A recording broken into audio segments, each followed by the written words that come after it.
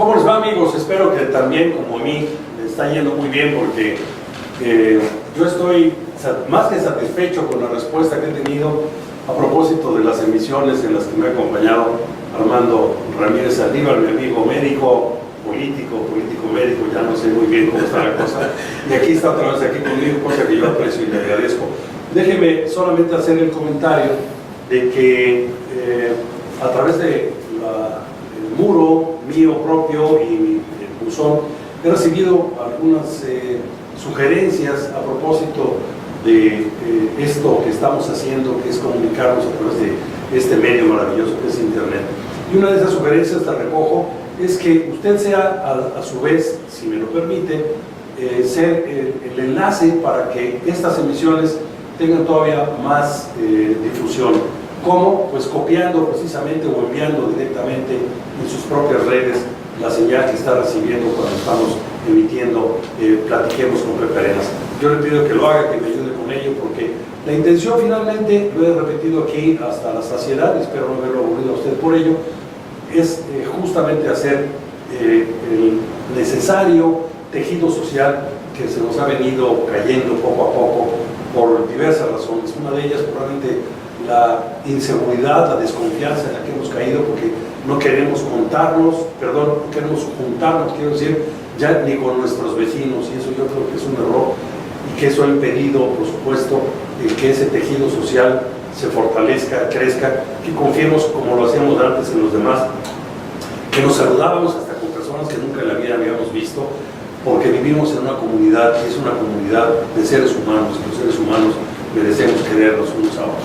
Bien, hablando de política, aquí está ya, decía yo, mi amigo Armando Ramírez Saldívar, que en algunos momentos se dedica también a la medicina. ¿Te da mucho gusto? No, bastantes momentos.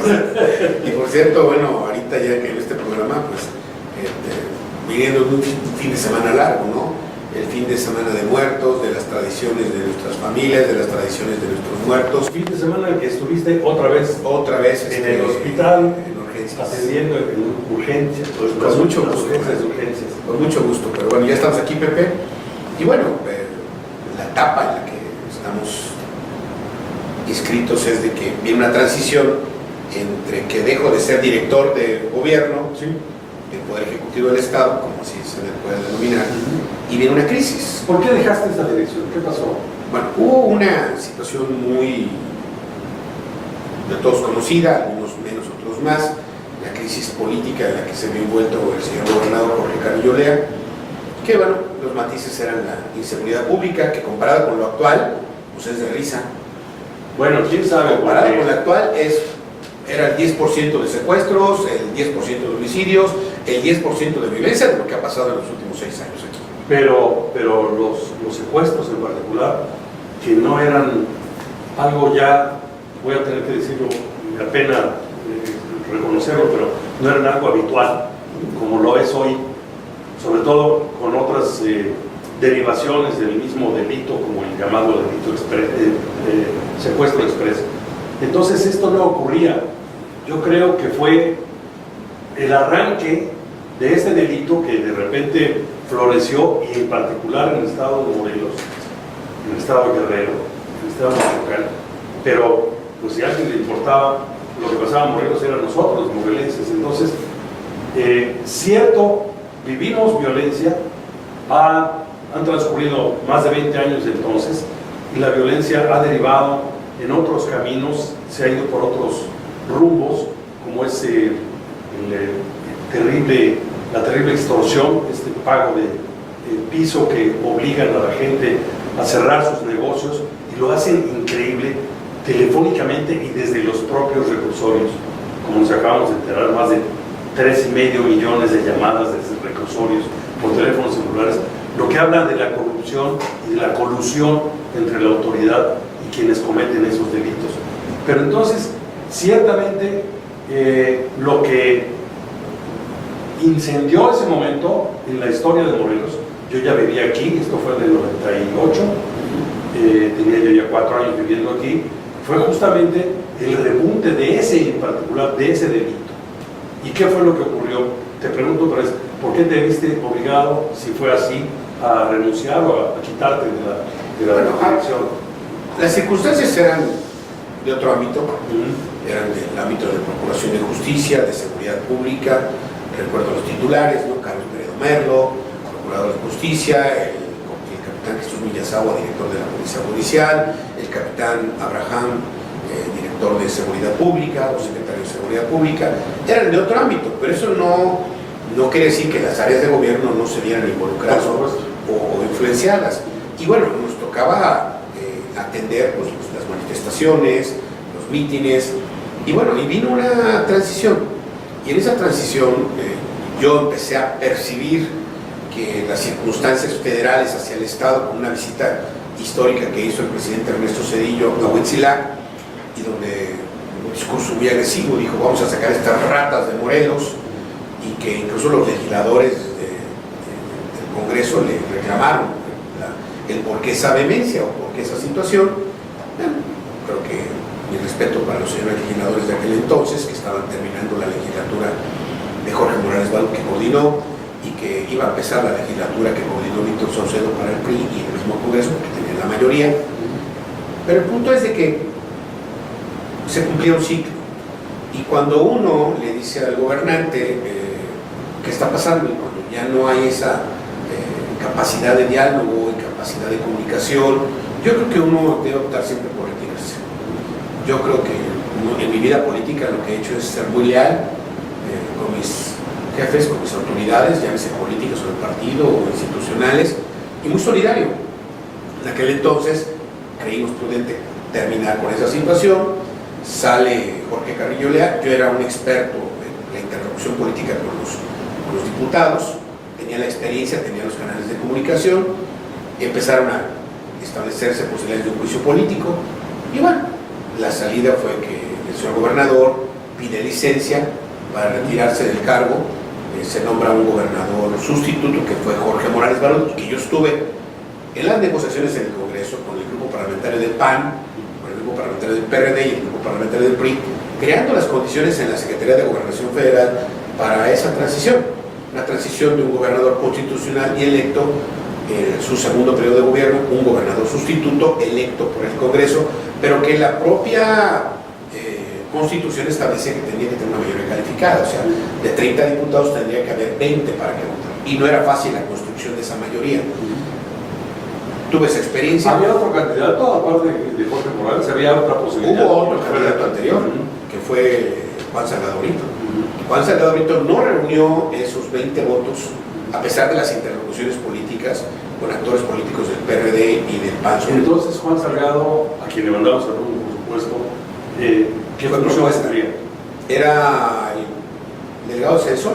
El delegado de Censor, sí. Y entonces, por nivel de Censor en el Estado, no pasó ese filtro de la mayoría, le etiquetaban cosas desde Raúl Salinas de Gortari, de Conasupo, le sacaron, como sucede en ese tipo de cosas. Así es la política.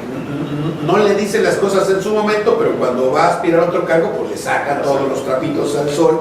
Y bueno, el chiste es que no reunió los consensos el doctor Juan Salgado Brito.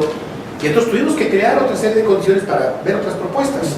Y de una de esas propuestas que partió con muy buenos consensos, porque es una persona muy decente y muy profesional, y que yo en particular le mando un saludo a mi amigo Jorge Morales Barú, una gente muy preparada, con buen trato, pero buenos consensos. Entonces dijo el PRD, la mayoría del PRD, sí, vamos, el PAN dijo, sí, vamos, y dijo el PRI, vamos con Jorge Morales. Tu participación en ese conflicto, en la solución de ese conflicto, era ya a título personal, ya no eras en ese momento director del gobierno. No, ya me había separado del cargo, y afortunadamente fui invitado. Recuerda que las legislaturas anteriores entraban en funciones primero en abril y luego en mayo, y luego en junio y ahora en septiembre, porque se han ido recorriendo los calendarios.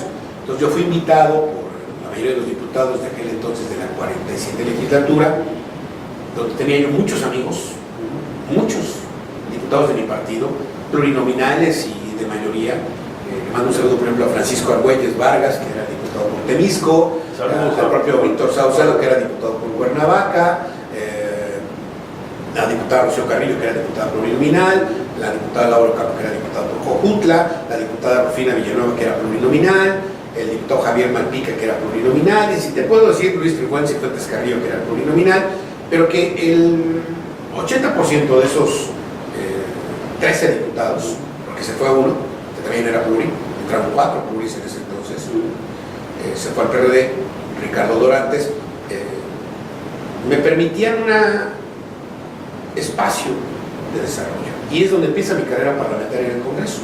Yo entro como asesor del grupo parlamentario y luego soy secretario técnico y así toda una carrera parlamentaria que será motivo de otro programa, pero que me permitió orientar en base a esa interlocución política que traía con las dirigencias del PRD y del PAN, sentarme en una mesa con la calidad moral de construir acuerdos. Otra vez, la democracia es construcción de acuerdos.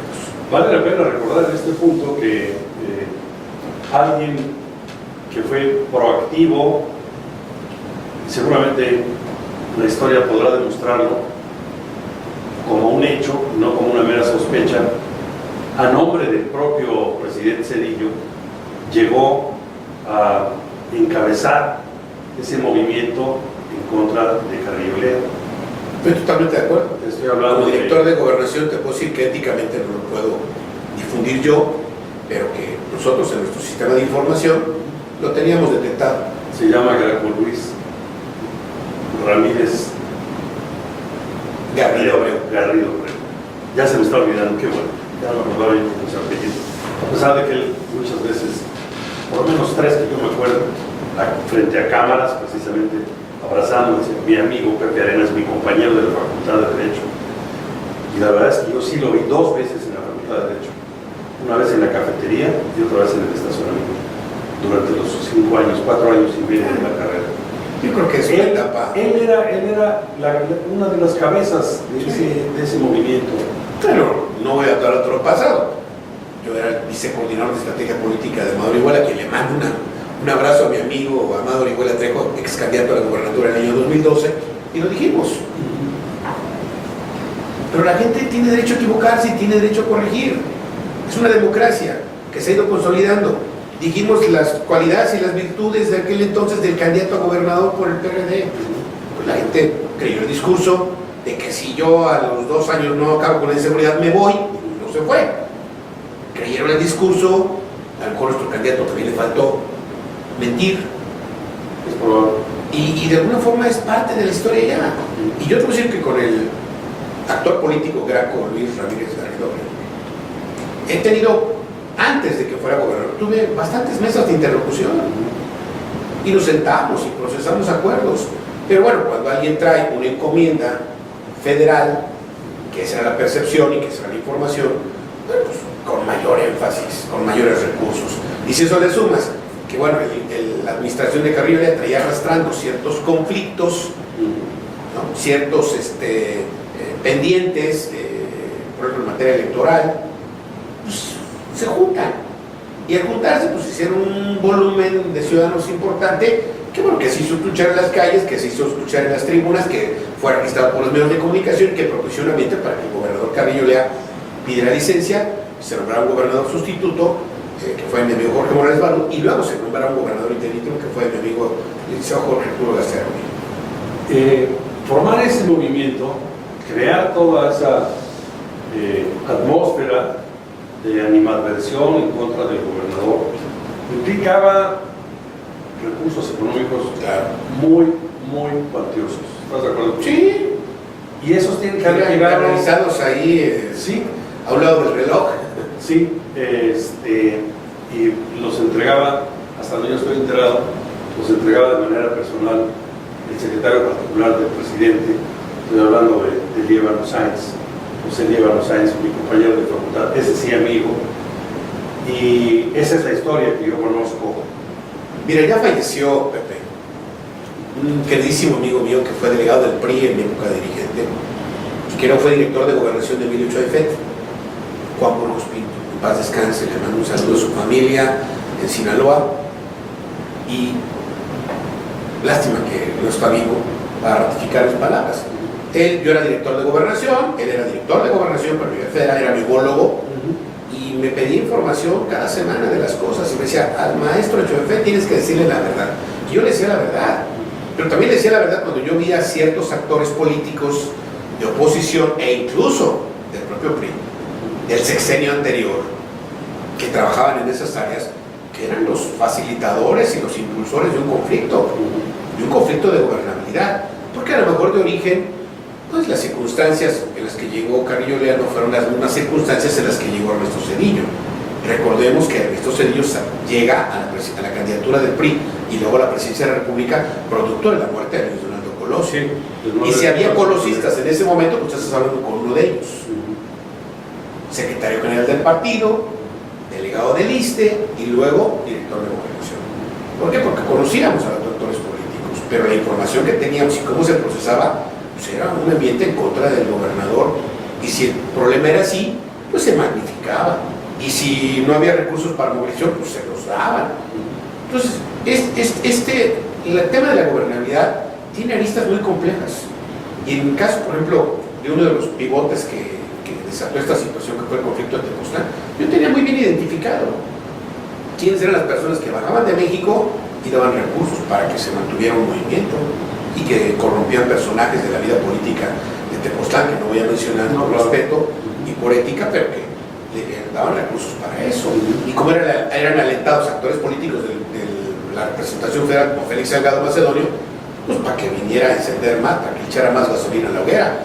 Eso es el libro que me regaló mi hijo, La maldad política. ¿Por qué hay maldad? Pues porque hay conflicto de interés. ¿Y por qué hay conflicto de interés? Pues porque tú no perteneces a mi grupo, tú no llegaste conmigo, a ti te heredaron de las circunstancias de que fuiste director del CISEN y coordinador de lucha contra el narcotráfico con Carlos Salinas de Gortari, y fíjate que ya se murió Luis Donaldo Colosio y ahora pues yo soy el presidente, y operaban muchas cosas, y ahora lo puedo decir con mucha tranquilidad, gracias a Dios y a los consejos de Juan Burgos Pinto y a los acuerdos que en su momento, porque Juan me permitió platicar varias veces con el secretario, me decía, yo llegaba con mis tarjetas informativas, que todos lo sabía el señor gobernador, y a veces me subían con Emilio Choefet. Que por cierto, permíteme un paréntesis, Sí. Tengo la foto, puedo mostrarlo.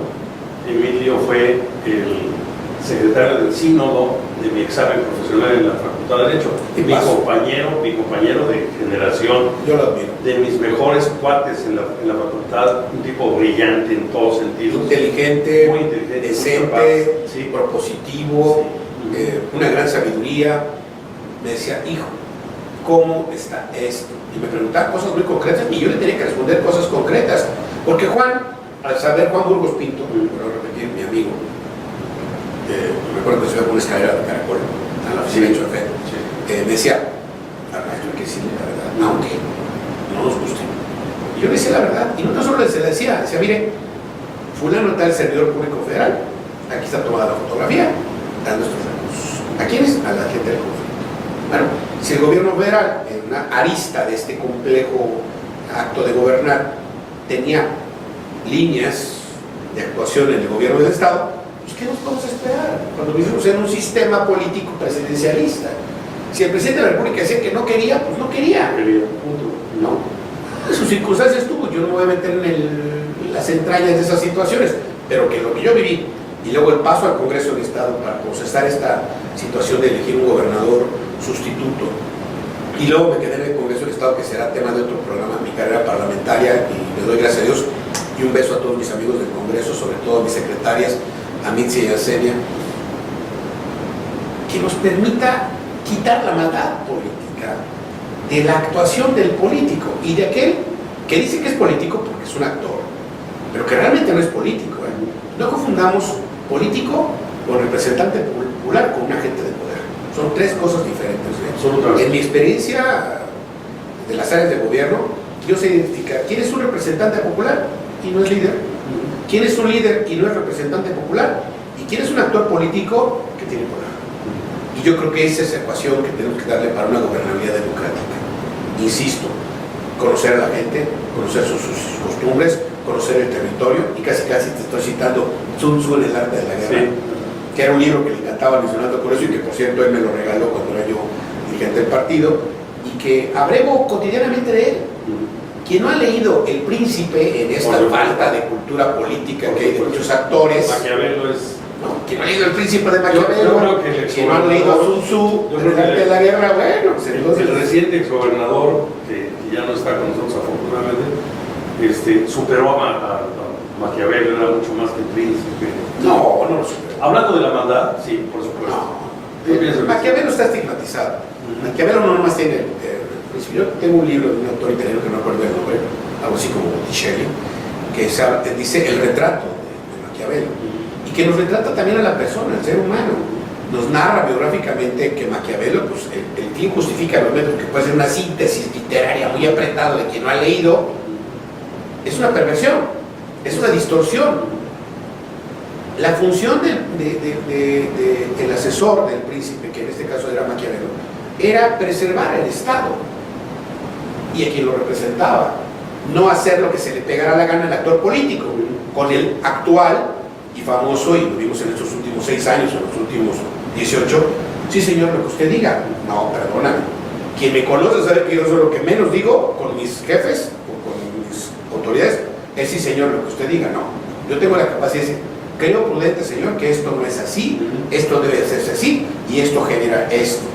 Y partimos del principio del Estado de Derecho a la gobernabilidad democrática, que es la política. Pero si no tienes estos conocimientos, tú difícilmente te va a entender un actor político. Difícil. La improvisación es terrible para la política. El arribismo es terrible para la política. Que un actor político llegue y no conozca el Estado, no conozca a su gente, no conozca las sus y costumbres, no conozca las normas, difícil. Van a ir aprendiendo por él del segundo o tercer año. Que un actor político no esté preparado para hacer política, difícil, porque no va a entender a la gente, porque se va a conflictuar con la gente. Y yo creo que aquí mi recomendación es conocerla, escucharla, sentarte. La política no es un acto de velocidad, es un acto de paciencia, de prudencia, de escuchar, de entender y de atender a la gente. Ese es mi paso por esas áreas de gobernación. Me dejó esa experiencia, me dejó la experiencia de ser muy discreto con muchas cosas que yo viví y que están escritas en el libro. En esta serie no, creo que no es prudente, pero que de alguna forma, y tengo fotografías de ello, me dieron a entender que muchas de las veces tú puedes tener la mejor intención para gobernar, o puedes ser un gobernante que trata de hacer las cosas justas, pero a veces la circunstancia que te rodea, o los actores políticos de otro nivel. Saliste entonces de gobernación y te incorporaste al Congreso. Sí. Y tu relación con el resto del Estado seguramente fue tersa con quienes tenías que tratar por la experiencia que ya tenías de gobernación, sí, pero ahora desde otra perspectiva, sentado en otra silla. Sí. ¿Cuál fue el resultado de eso? Mira, una cosa muy positiva. Te puedo decir que creamos una serie de, lo que hice en Sosocotla lo hice en el Congreso, creamos una serie de referencias de interlocución política en espejo, mis diputados con los secretarios, mis diputados atendiendo, sentándose con el gobernador para co-gobernar con el Poder Ejecutivo, lo cual debe hacer el Poder Legislativo porque es el poder soberano. Entiende que así es. Gestionar la conflictiva política, gestionar la petición social. Fue una legislatura, yo los quiero mucho, a todos ellos, a los 13, incluido a Ricardo Dorantes, le mando un abrazo.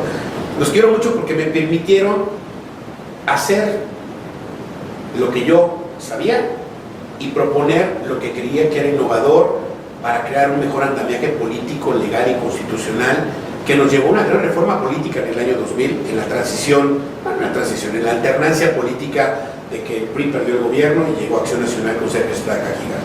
Yo creo que esa es una de las cuestiones más importantes, que el hecho social fue regulado legislativamente, entendimos la problemática económica, política y social, la plasmamos en leyes, en normas, creamos un equilibrio entre el poder legislativo que desde mi punto de vista históricamente venía siendo sometido, porque quien mandaba era el poder ejecutivo, a un poder legislativo equilibrado que ponía los contrapesos adecuados en la observación de la ley, en el control de las finanzas públicas, en los aspectos de auditoría que se desarrollaron en el propio Congreso y que a Jorge Morales Barú le permitió co-gobernar con el Congreso, pero no nada más con los actores políticos de su grupo parlamentario, de PRI, no, con todos los grupos. A eso lo llevo a preguntarte, tu relación con los otros 17 diputados, ¿cuál era? Excelente. Digo, había actores políticos que me estigmatizaban, por ejemplo, yo te puse una cosa, Nacho Suárez Guape, paz descanse, amiguísimo mío. Mi amigo Nacho. Pero cuando había que tundirle en la tribuna, pues le tundíamos. Y el que estaba atrás de los diputados, pues haciendo propuestas, pues era yo. Y de alguna forma, pues, ¿quieres debate? Pues sí, pero es un debate de ideas, es un debate con argumentos, y le iba como feria a mi propio Nacho. Te puedo hablar de la autora de La Boca Negra, que algún día dijo, y aquí está un asesor que estuvo en el conflicto de Tepoztlán. Sí, doctora, usted me dio de comer, no sé, por decirte, actores políticos del PRD, muchos de ellos los quiero mucho, les tengo mucho respeto. Lástima que se diluyó esa fuerza política del PRD en muchas vertientes, pero que en lo particular a mí me dejaron pues, un gran sabor de boca la interlocución política con el PRD, con el propio PAN, con José Raúl Hernández, con Margarita Alemán, que es mi amiguísima, con Erika Cortés, con Erika Cortés, el propio Fernando Martínez Cue, que era de Acción Nacional. Entonces, es una interlocución política de actores que nos hemos ido conociendo, pero que eso nos facilita la interlocución política de los últimos 18 años, porque tu servidor ha estado en las reformas políticas y de Estado pues, en los últimos 24 años, desde José Luis Correa, el segundo tercio de Antonio Rivera Palacio, haciendo la reforma político-electoral, hasta mi última intervención, que fue en el 2014, parando ciertas ocurrencias que desafortunadamente se dieron en la anterior legislatura en materia electoral, ¿no? Como fue la disminución arbitraria y irresponsable de los distritos electorales.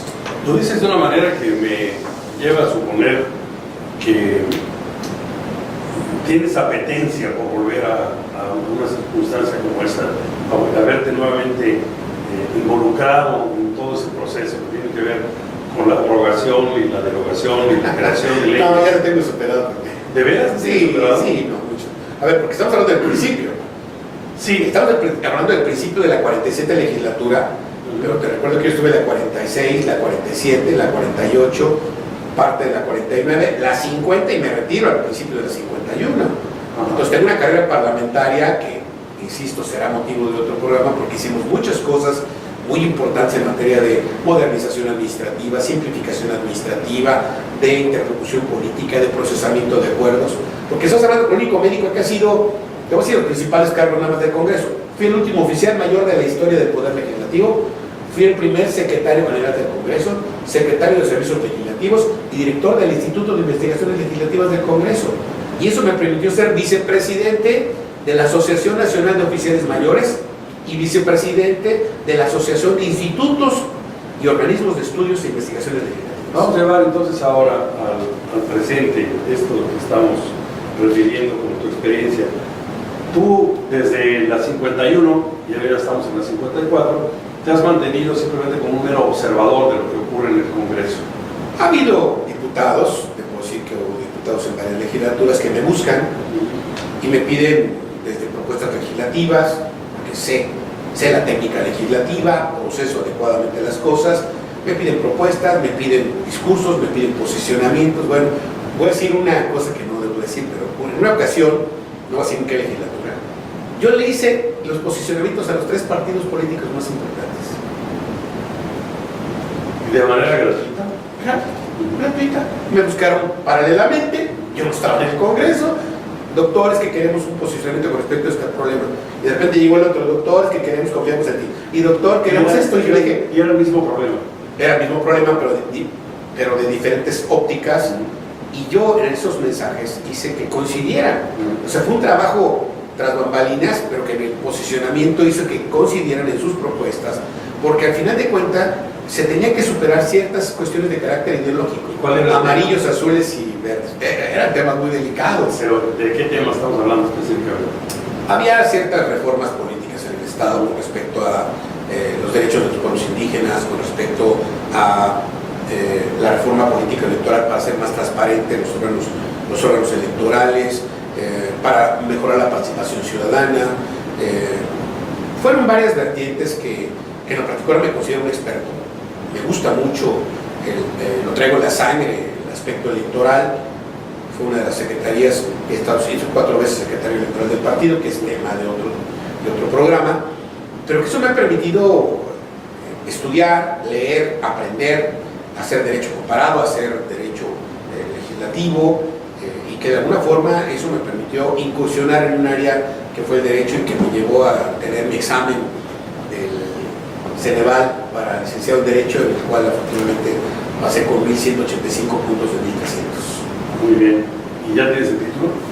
No, bueno, es que yo fui en aquella ocasión en la 50 legislatura, apoyado por mi amigo Oscar Sergio Hernández Benítez. Le mando un saludo a este líder político de Acción Nacional. Me dejó plantado, por cierto. Se me enfrió el café, Oscar, no llegó. ven a platicar con Pepe. No llegó. ¿Sabes cuándo me dijo que no iba a venir? Cuando estaba yo esperándolo en la puerta del café, por teléfono. Bueno, Y eso porque yo la hablé. Si no, no me hubiera enterado. son cortesías de Ok. la política, ¿no? Pero bueno,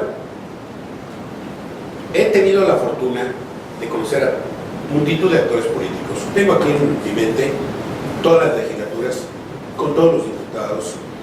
¿Quiénes fueron los diputados más trascendentes? ¿Quiénes fueron los diputados más importantes? ¿Quiénes eran propensos al diálogo? ¿Quiénes se cerraban? ¿Quiénes iban a ver qué buscaban, a ver qué encontraban, a ver qué obtenían? Porque para muchos de ellos era, haz de cuenta, como una beca, ¿no?, de 3 años. Yo espero que todo eso lo pongas en el libro que vamos después. Va a estar en el libro. Que voy a corregir el estilo, según ya cosa que me da mucho gusto. Pero por hoy ya no tenemos tiempo y espero que en la próxima hablemos con toda claridad. Ya empieza la carrera parlamentaria, vamos a hablar del Congreso. Ok, vale. Gracias por estar aquí. Pepe, muchas gracias a ti y muchas gracias al público que nos está escuchando. Muchísimas gracias, de verdad que aprecio que usted haya sido tan gentil en permitirme tener este rato grato para mí, yo espero que también para usted, enterándome de ciertos intrigos y ciertas cosas que vienen inscritas en el disco duro de este hombre, ahí en su cabeza. Muchas gracias por haberme dado esta oportunidad y lo invito para la que sigue. Gracias, que esté muy bien. Un conejo beso a la abeja.